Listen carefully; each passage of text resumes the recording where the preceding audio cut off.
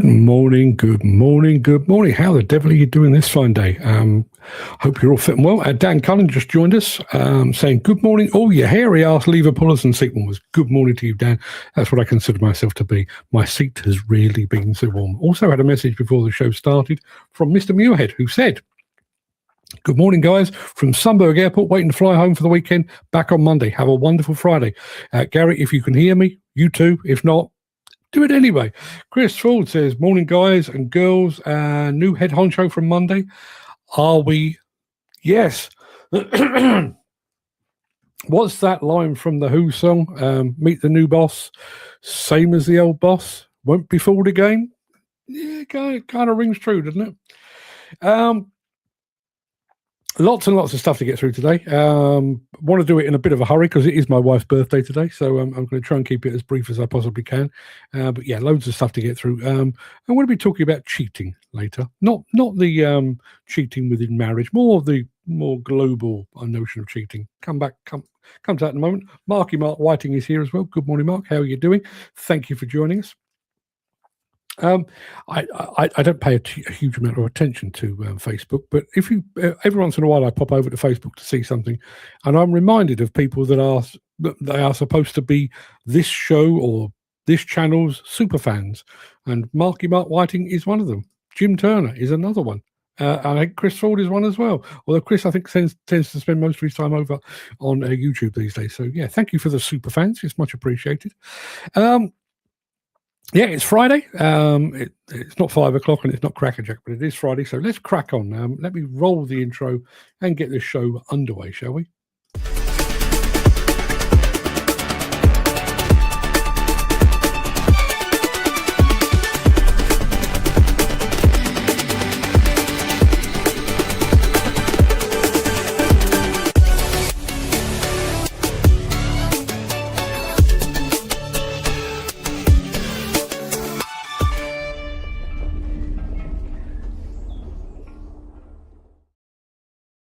I just want to go back to this point from Chris Ford. And listen, I tend to save my political views for my other channel, one of three that I'm operating right now. I won't bore you with the others, but I tend to save my politics for that.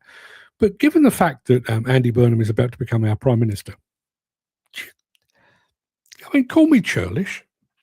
Should we not have had a say in that? I'm just saying. You know, we are, you know, we live in a democracy where we elect our officials. He's won a local by-election, has clearly enamoured himself with the Labour Party, and the Labour Party have said, yes, make him Prime Minister. The public won't mind. What if the public do mind? Just saying. It is Friday, the 17th of July. Welcome to the Breakfast Show. I am your host, Mark Anthony. The Walrus of Demolition, the Lord High Chancellor of live streaming, the authentic voice of the global demolition industry. And in today's show, we've got a mini epic from Case. Wacker Neuson excels in tight spaces. We're going down by the river with Sany, which is a lovely place to be in this sort of weather. And Caterpillar Maintenance gets certified.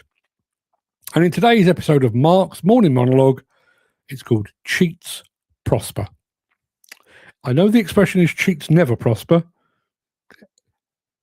I think we need to rethink that. Dan Cullen, go back to our political situation. I feel we're in for another shit show. To be perfectly honest with you, I mean, listen, I'm here to be proven wrong, and Andy Burnham may turn out to be the saviour of the nation. Who the hell knows? But I wonder if we'll actually know any difference. Actually, notice any difference. You know, we lose the PM today. We get another one on Monday, and. Does anyone, apart from Andy Burnham, is anyone going to wake up on Monday morning and think, well, this is better? Oh, look at this. Look, there's rainbows and unicorns and stuff. Or will it just be exactly the bleeding same? Chris Ford says, too bloody true, Mark. Not for the first time recently. No, when you think about the cascade of Tory prime ministers we had, from Cameron to May to Truss to Johnson to Sunak. Did we elect any? Oh no, we elected Boris Johnson, didn't we? And how did that work out? But yeah, the others just kind of They presented their CV. Ah, yes, you seem okay. Even Liz Truss. Yes, you seem perfectly adequate for the job. Good Lord. What kind of vetting procedure do they have? And I bet a lot of things will be moving north. Yeah. Now, I'm a firm believer in fairness in things, but I have to say, Andy Burnham and several of his cohorts do seem not just pro-North, but do feel a bit anti-South. Now, maybe that's just balancing the books. Obviously, I live, well, I'm born and raised in London. Everything has always been tuned to Westminster and so on. And maybe I've just been spoiled. Maybe it is time to balance the books, but I've never got the impression that Westminster was anti the North, but I get the impression that the new incumbents are likely to be anti-South. Yeah, if it wasn't invented up north, it don't bloody count. I don't know what accent that was. That sounded a bit Yorkshire to me. I wonder, will he turn things on their heads? 61 years of experiencing politics. I don't think turning it on its head is even possible. There's been a few occasions. I do remember when Tony Blair swept to power, and in the middle of cool Britannia, but I think a lot of that was down to matters beyond his control. I think the economy was doing well. I think there was a sense of relief at getting rid of Tory rule for a little while. And for a honeymoon period of about the first 4 or 5 years, I think everybody thought, oh, the UK, hip and groovy. And then we all took a step back and said, actually, the bloke that we thought was hip and groovy took us into an illegal war. Is he still hip and groovy? Probably not. I don't remember anybody politically turning anything on its head. I think outliers are pushed out. I don't think outliers actually turn things on their head at all. Ken Hatcher is on fire again. Good morning, Ken. Apparently we've got rain next week. I don't know about Ken. I don't know about Wales, but apparently we are due some rain next week, which, having been up my garden this morning, will be very, very welcome. It looks a little bit like the Sahara out there at the moment. And what is this Dan saying? I wonder if he'll push things northwards and build it again. Yeah, maybe. I do think there is some suggestion of running some things from up north. To be honest, I realise the two organisations are very different, but the BBC did that when they moved to Media City up in Salford, and I don't think it really changed things. Really, unless anybody can tell me differently. With all these wildfires, rain will be a blessing. Yeah, absolutely. And as I say, I've got some blackberries in the back garden that are coming on a treat, but they could really do with a bit of rain, plump them up a bit. I realise it's a selfish reason to want rain, but there we are. I will tell you very quickly. Next week is a bit of a bugger's muddle, I think is the word I'm looking for. On Tuesday next week, there won't be a show because I'm going up to the CITB at Bertram Newton at their request. And on Friday next week, I won't be here either, taking a day off. For reasons I won't bore you, but I'm taking a day off. So just to let you know all of that. There used to be a saying that Guy Fawkes was the only man to enter Parliament with true intentions. Not that I condone that approach, but sometimes I think there's a pit of vipers there. I don't think it's a matter of opinion. I think there is a pit of vipers there. And I wonder how things might have looked had Guy Fawkes actually got away with it. Anybody ever watched the movie V for Vendetta? It's one of my personal favourites. It's really rather good. Really rather good. Ken Hatcher, what's happening up at CITB? Well, the main thing that's happening is they have a new demolition apprenticeship, which is, for the demolition industry is very, very good news. But also, I've not actually been to the National Construction College for, I reckon, probably 7 or 8 years. And I love it there. I do think, I mean, I was absolutely devastated when they announced they were trying to sell it off, although they've since rescinded on that idea. It is a jewel in the crown. I've taken overseas visitors there from the likes of Caterpillar and Kubota and said, this is where we train our young people. And, despite the the power and the forward thinking of the Japanese and the Americans. Blown away, absolutely blown away. So I'm looking forward to going up to see exactly what's going up there. So far on record, the hottest days above 30 degrees. Yeah, it has been a warm June and even warmer July. And I got a funny feeling that all of this will subside just in time for me to go and find the sun somewhere else. Because, as you know, in August, I'm off for a couple of weeks on a Mediterranean cruise. I was going to say I was going to go and sun myself. I don't sun myself because, look at me, I am one pasty fucker. I basically hop from shadow to shadow, avoiding the sun in case it gets me. But yes, I will be heading off in August. I'll tell you more about that when we get there. So let's kick things off. We're going to double dose of Caterpillar today. We're going to do one, which is their advert, and a bit later in the show, we're going to talk about their certified maintenance program. Let's start with this.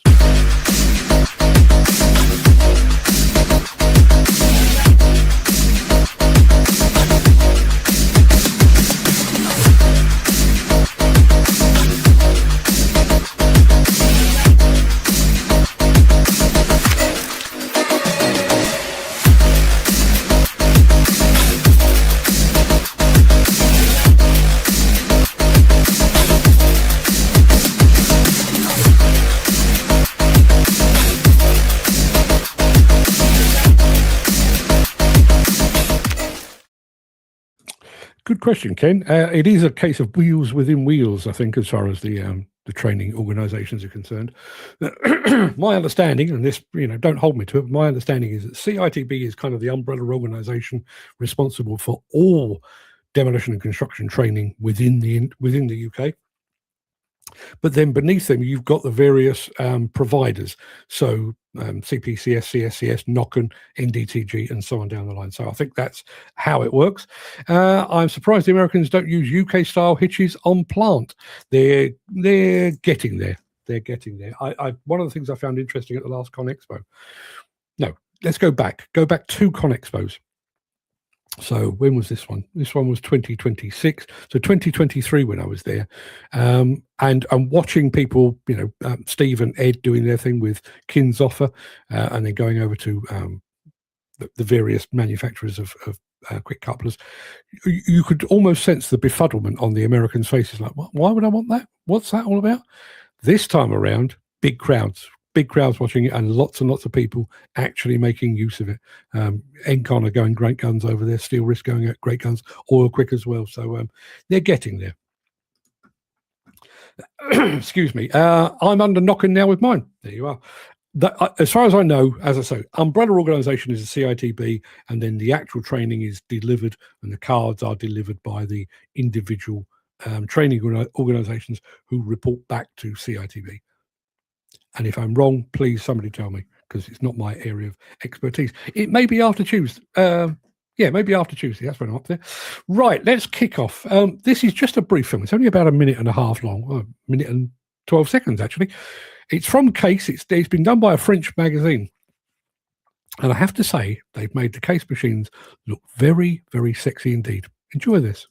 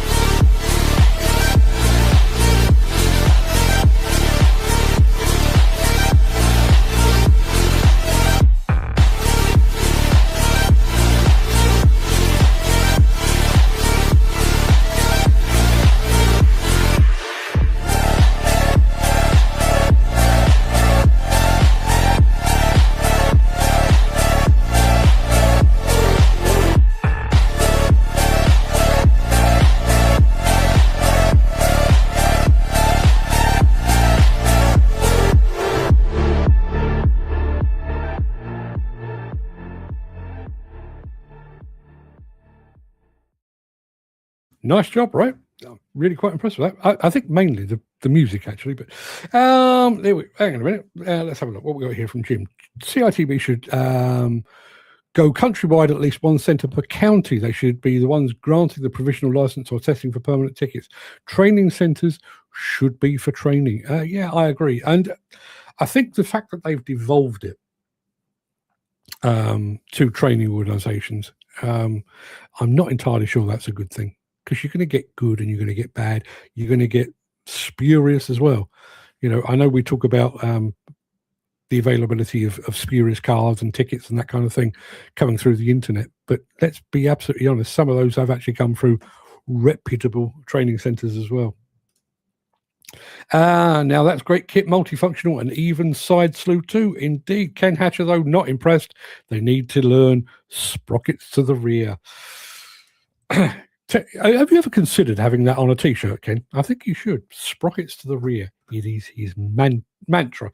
We're going into tight spaces at the moment, and we're doing it in the safety of Wacker Neuson. Back after this. If you are enjoying this episode, please consider supporting the show. You can leave us a tip at buymeacoffee.com/demolition news. Yeah, I've already keyed it up. I mean, I'm a lover of all things Wacker Neuson. Got yourself a tight space? Well, they have a machine to suit your needs. Here we go. My name is Benny Vogt, and I'm with the Hoffman Group from Winterthur, and this is our EW100. We at Hoffman Landscaping are redesigning an existing garden for a new build project within a tight time frame. This means demolishing existing walls, reshaping the terrain, and creating parking areas. The excavator is more than an excavator. It's an attachment carrier that allows us to use a wide range of tools and attachments. One of the biggest advantages is, although it's a large machine, it's very compact and has a low-profile design. The cab feels open thanks to the large windows, and the rear-view camera gives me excellent visibility all around. It's very pleasant. Even just sitting in the cab feels good. And when I operate the machine, it does exactly what I want. It responds at the right moment and allows for very precise, sensitive operation.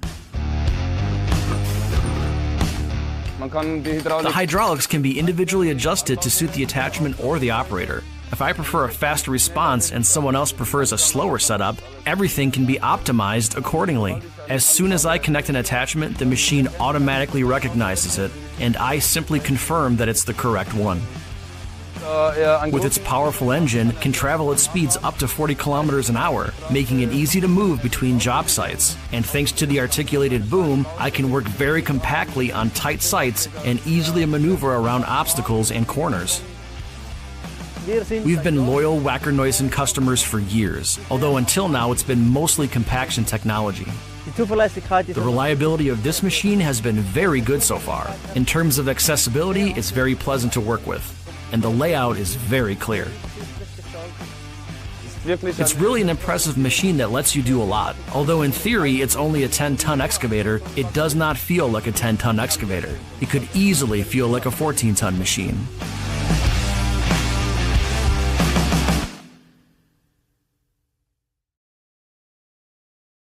Couple of comments from our friend Dan saying, wow, love the colour of that machine too. But this is one that caught my eye. That's a good definition, an attachment carrier. Wow. So about 30 years ago, I interviewed a guy from Caterpillar. We were working with Caterpillar at the time. And he said that, in the future, excavators will no longer just dig. They will be predominantly tool carriers. And I wrote that down and thought, what the fuck is he talking about? What is it? It took a while, and I do think that the advent of quick couplers and that kind of thing kind of pushed it on even further. But you think about it now. You look at an excavator, and a bucket is just one of many, many options that you have for attachments. They are basically tool carriers. You spend £250,000 on an excavator, basically to wield that little bit up the front. Very impressive kit, says Dan, and ouch. Ken Hatcher has a stuck top roller, and he has a tear in his eye as a result. Ken, were your sprockets in the right place? I'm just asking for a friend. I'm going to be back. We're going down to the river just a moment. That sounded a bit Bruce Springsteen.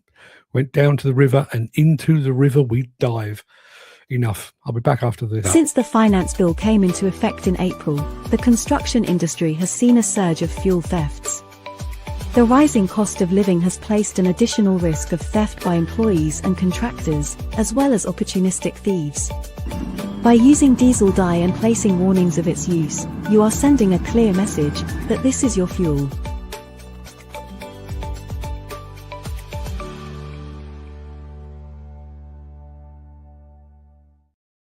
Couple more comments. We've had this one from Dan. Yep, not just an excavator, it's a tool carrier. It most certainly is. He's also recommended that Ken go and get himself some WD-40, and Jim Turner on the notion of tool carriers and that kind of thing. It's already on the drawing board. My Lord, I would like access to that drawing board for half an hour. Maybe one day. We'll get there. Right, let's go down to the river. In the company of Sany.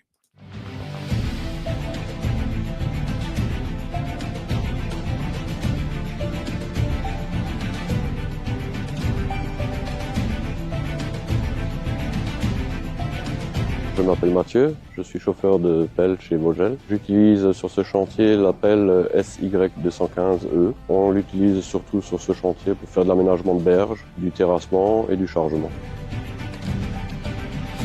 Ici, nous intervenons sur le chantier d'écomorphologie du Vieux-Rhin pour la société EDF. L'objectif de ce chantier est de recréer des îles en tout venant et en roche, et aussi de créer des bras morts et des chenaux pour la biodiversité et le remembrement du Vieux-Rhin. L'utilisation de la Sany SY200. My apologies. There was one with English dubbing on it. I've pulled the wrong one. My apologies. Ken Hatcher says, I've tried WD-40 and hammer and chisel. Still stuck. I'll try and dig out the English version of that Sany video for next week, if that's okay. We're going to crack on. Let's have a bit of this.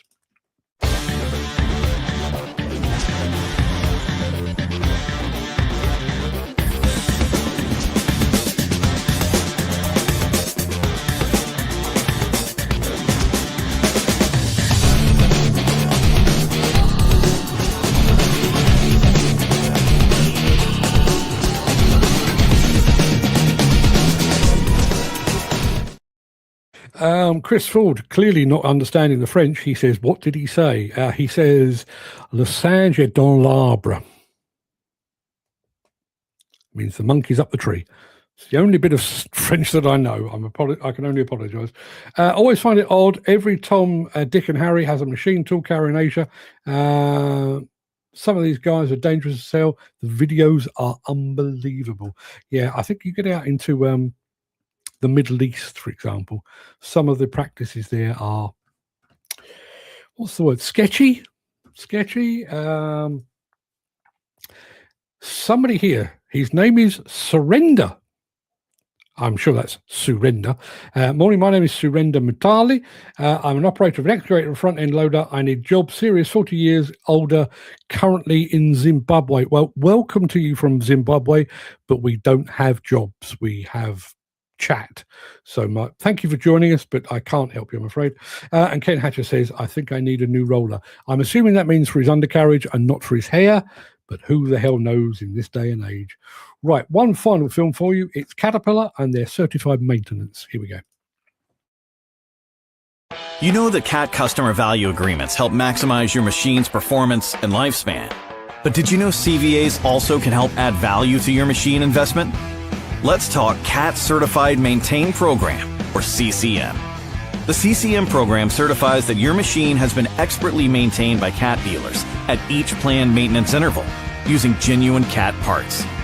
It provides owners with verified service records, providing the equipment has strictly adhered to official operation and maintenance manual standards. Qualifying machines then earn an official CAT Certified Maintain designation, including a certification and badge that goes right on the machine. So why does this matter? You get proof of care with official and verified documentation. Your investment is protected and the value of your machine is maintained. Then if at some point you decide to resell, CCM helps get that value right back in your pocket. Plus, you get the confidence of knowing your machine is handled by experts, helping optimize uptime and maintain peak performance. This is how it works. First, Get a CVA with dealer labor when you purchase a brand new machine. Next, have your CAT dealer service your machine, since they'll always follow Caterpillar standards. Then, get certified. Once required maintenance events are completed for the minimum hour requirements, your machine qualifies for CAT Certified Maintained, and the badge is applied. Last, but definitely not least, maintain your CCM. Keep your CVA active and continue dealer perform maintenance to retain CCM designation. Protect your machine and your bottom line. Talk to your CAT dealer about a CVA and CAT Certified Maintained.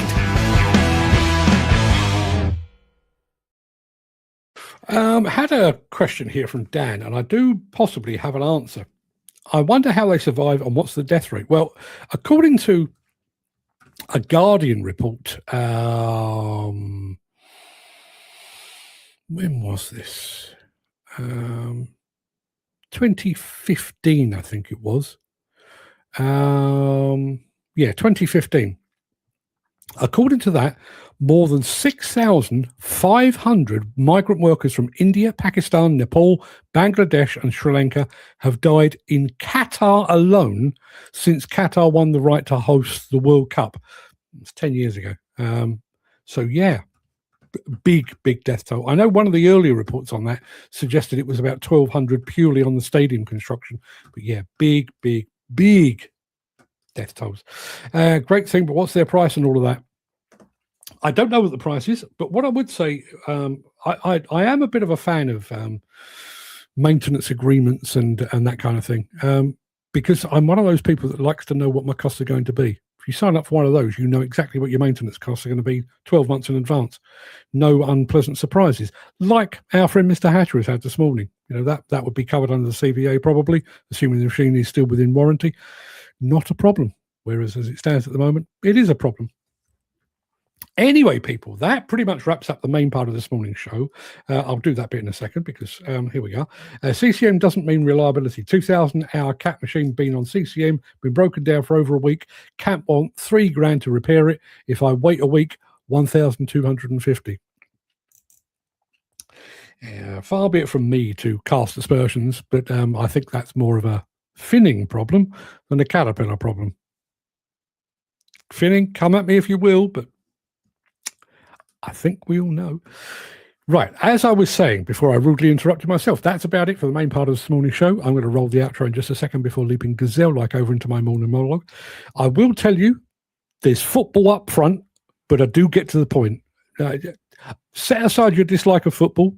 I'm trying to set aside my current dislike of football, but stick around.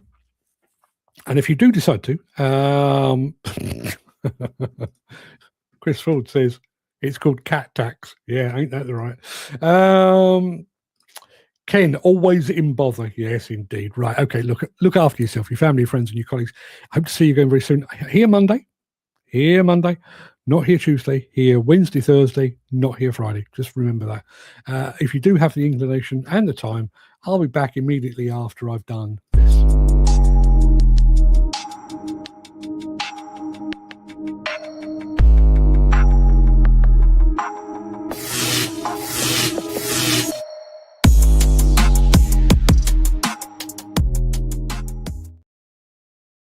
As they prepare to blow the final whistle on the 2026 World Cup, a sense of relief is settling over true football fans across the globe. We can finally look away. This tournament has been a thoroughly dreary, forgettable affair, lacking the magic that once defined the beautiful game. There have been no breakout geniuses to capture our collective imagination, no legendary squads playing football seemingly from another planet.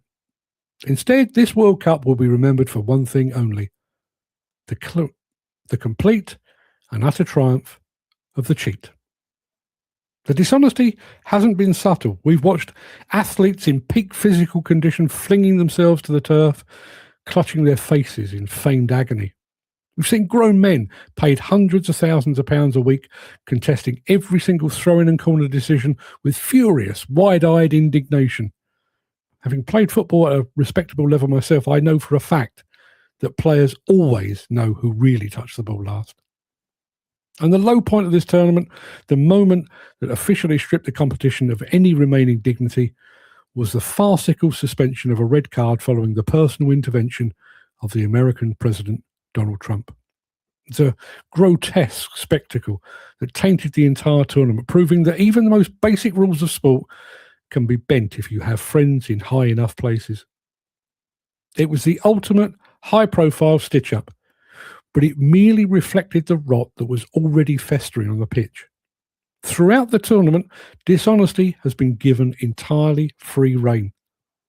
The most baffling part of this modern tragedy is that the cheating continues to flourish despite an unprecedented level of surveillance.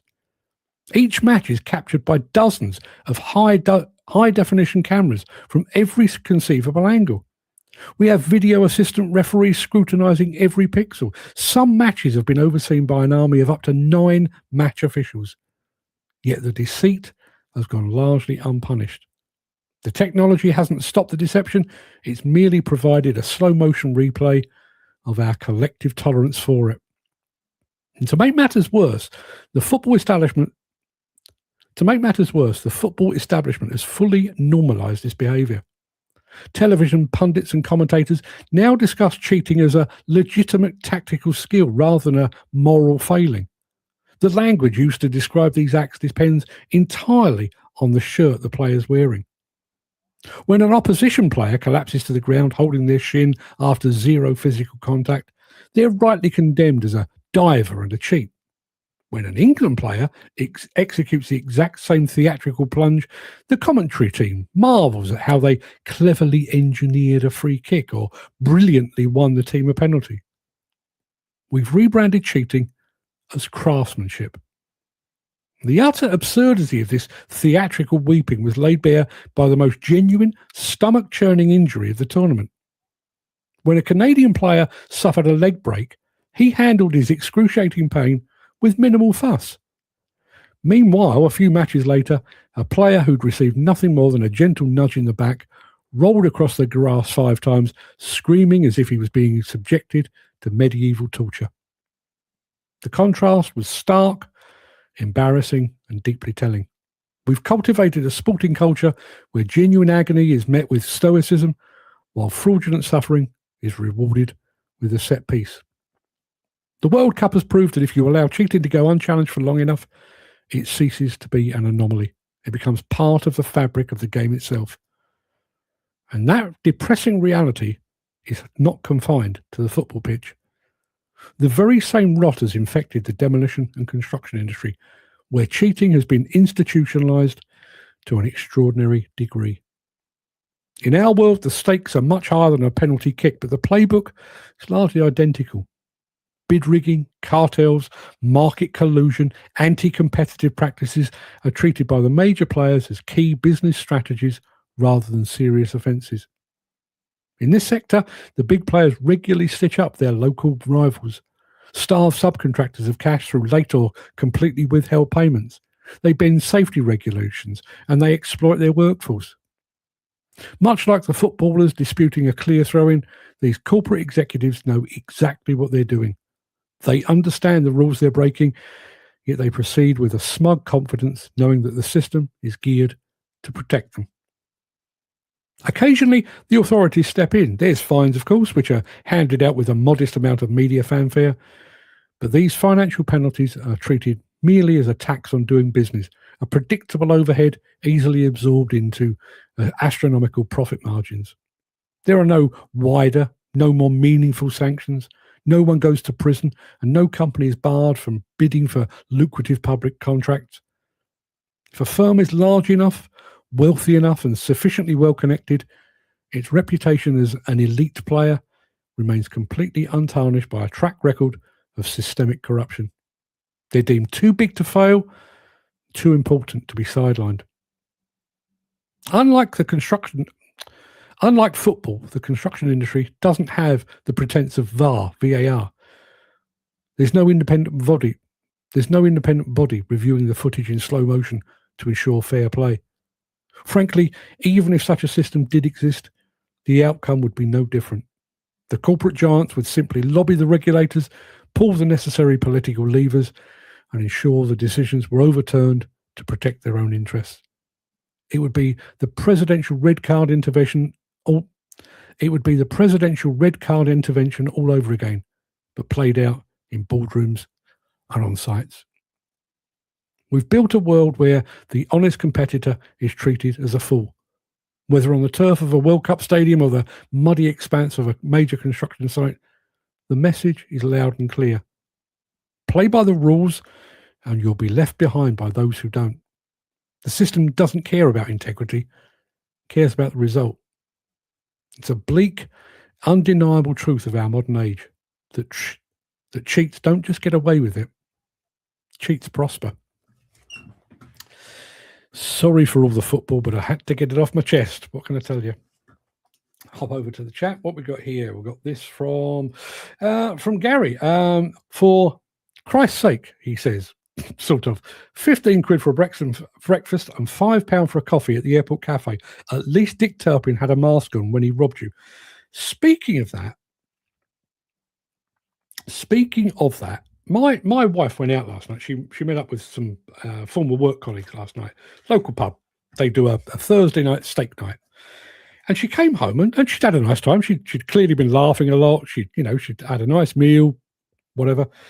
And she got in the car when I picked her up and she said, "How much do you reckon a pint of lemonade is?" Now, the fact that she was asking clearly suggested that she considered it to be expensive. And I went, well, I don't know, 4 quid? 8. £8 for a pint of lemonade. Yeah.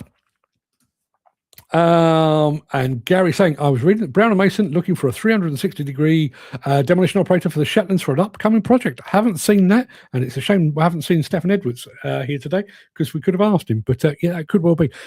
Brown & Mason do go where the work is. Obviously, we've got their bit over in the Netherlands. They've done work, I think, in the Middle East as well. So they go where the work is. But yeah, great company to work for. Yeah, listen, no question about that. And I would imagine if Brown & Mason are doing it, it's probably a substantial job because I don't suppose they're going to Shetland for the good of their health. Oh my gosh, that's awful, Gary. It is indeed. A job for you, Dan. Jump on the plane and head on up, pal. Yeah, there you are, Dan. Go and spend a few months up in the Shetland Islands, buying jumpers and drinking whiskey, and I'm all out now. I don't know what else happens in the Shetlands. I'll get there one of these days. Right, people. I realise this is a bit of a quick finish, but in the absence of chat, which I'm quite grateful of, I'm going to go and spend some time with my wife on her birthday. So I'm going to love you and leave you. As I say, I'll be back on Monday. No show Tuesday, back Wednesday, Thursday, no show on Friday. So keep that in mind. And Dan is saying, interesting. Interesting. That's what he's doing. He's rubbing his gin. That's what you do when things are interesting. Dan saying, have a great weekend, guys. I can only but echo that sentiment. Please do have a good weekend. Given the fact that there's not been much chat about today's morning monologue, I won't bother with a recap today. But just want to say very quickly, thank you for all the response on the recaps. I do it just as a bit of added value, but the number of people that are watching it and listening to it and everything else, really quite pleased with that, I have to say. So thank you for that. And Jim Turner saying, happy birthday to Ruth. I want to go and do exactly the same thing in a moment. So people, go and have a good weekend. Safe travels to you, Gary. Dan, don't forget to let me know when you're going to be back home so that I can get your gift to you. And he's also saying the recaps are great. Thank you very much indeed. I don't have a great deal to do with it. Mainly that's you are the stars of that. And your daughter too. Yeah, Georgia's birthday tomorrow. So, yeah, thank you very much indeed for that, people. I'll see you on Monday, bright-eyed, bushy-tailed, for yet more of the same. Till then, everyone, have a great weekend. See you soon.